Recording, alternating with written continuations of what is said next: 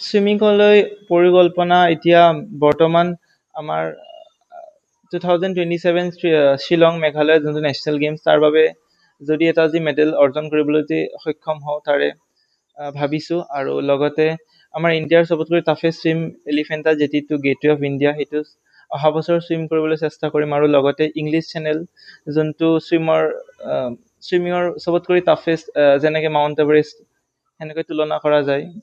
সেয়াই।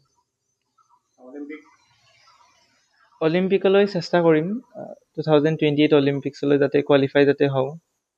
সেয়াই। হয়, আছে।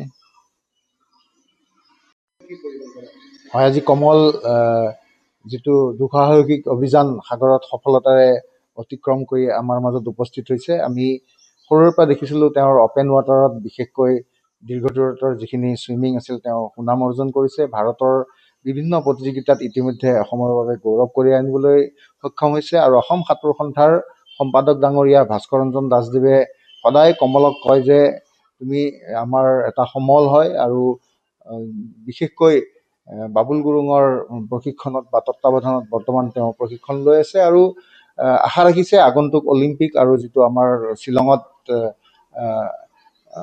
নেশ্যনেল গেমছ হ'বলৈ গৈ আছে তাত সুনাম অৰ্জন কৰিব। আৰু বৰ্তমান সময়ত অপেন ৱাটাৰ ছুইমিংটো অলিম্পিকৰ অন্তৰ্ভুক্ত। গতিকে যিহেতু আমি ব্ৰহ্মপুত্ৰৰ পাৰতে থাকোঁ বা ব্ৰহ্মপুত্ৰৰ লগতে আমি উমলি ডাঙৰ হৈছোঁ, গতিকে কমলেও ব্ৰহ্মপুত্ৰৰ বুকুত নিৰন্তৰ প্ৰচেষ্টা চলাই গৈছে।